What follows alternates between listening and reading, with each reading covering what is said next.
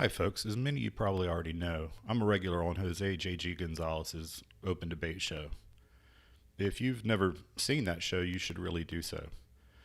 A few days ago, another regular on Jose's show agreed to debate me on the topic of gravity and whether or not it exists. I spent the time and effort to make a small presentation in anticipation for the debate, but Arwijn did what most flat earthers do and backed out of the debate. So I'm doing the next best thing, and I'm going to make my presentation here on my channel. What you see here is the Laser Interferometer Gravitational Wave Observatory, or LIGO for short. It was designed to detect gravitational waves whose existence was predicted by Albert Einstein. Gravitational waves are very subtle and very difficult to detect, and that is why this monster detector is necessary to detect them.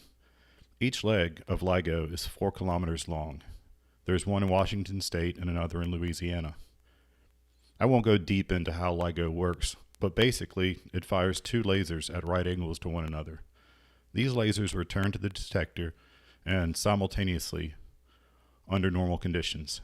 If they don't return simultaneously, the cause may be a gravitational wave. Since other factors can cause this phenomena, it cannot automatically be declared to be a gravitational wave.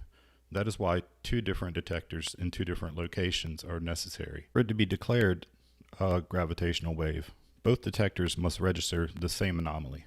On September 14, 2015, LIGO detected a gravitational wave from 2 black holes that collided 1.3 billion years ago. 2 years later, the founders of LIGO were awarded the Nobel Prize in Physics. It's also worth noting, and you can see it in the picture, that the far end of each leg is off the ground due to Earth's curvature.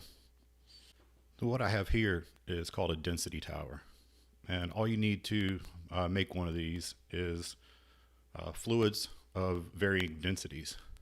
They separate out due to their specific gravity.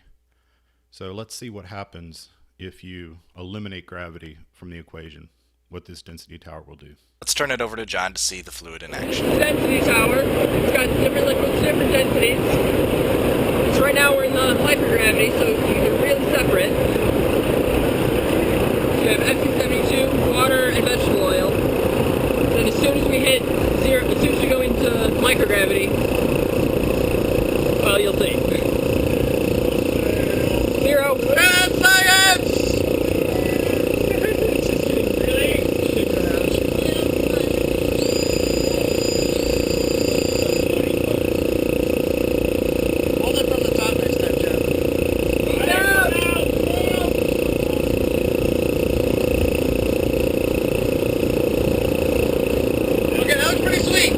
That was a bit tough to see as John started to float away with the tower, but did you see the way it oozed? Let's see it on the next parabola, once John has strapped himself down a bit. 1, 0. Not separating at all.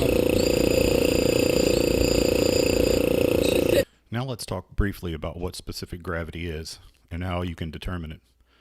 So specific gravity, that I just call SG right here, is the ratio of the density of an object to density of water of equal volume.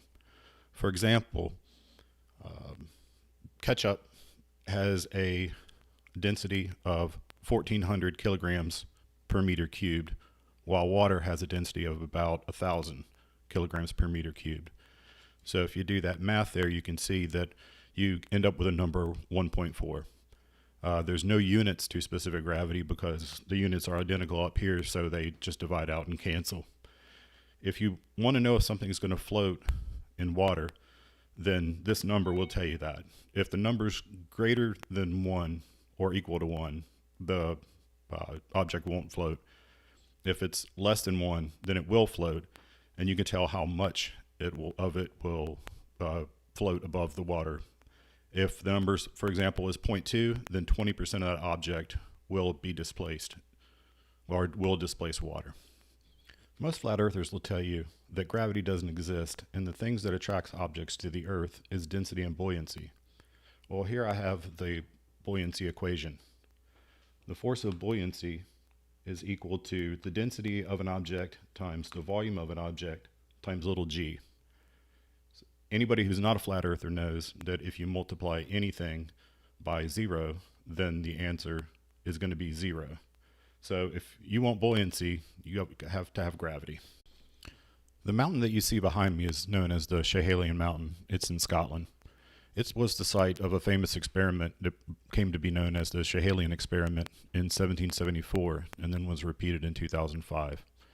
The way that they performed this was they took a plumb bob that under normal circumstances will hang straight down, and they took it part way up the mountain and put it in close proximity to the mountain.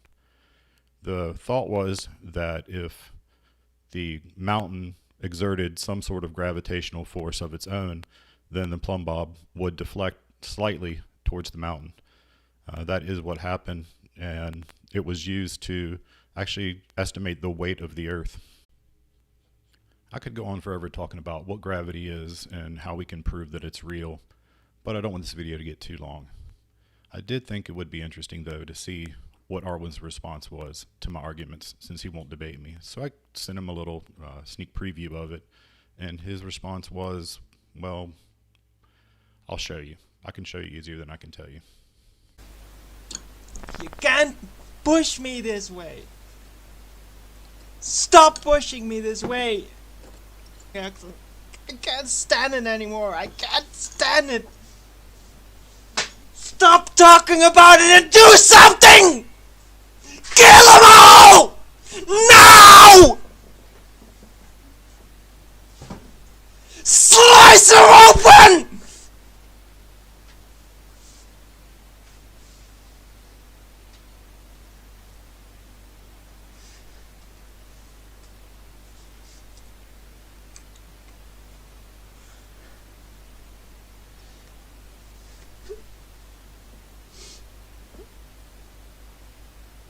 Finger, stop him, end it, end the curse!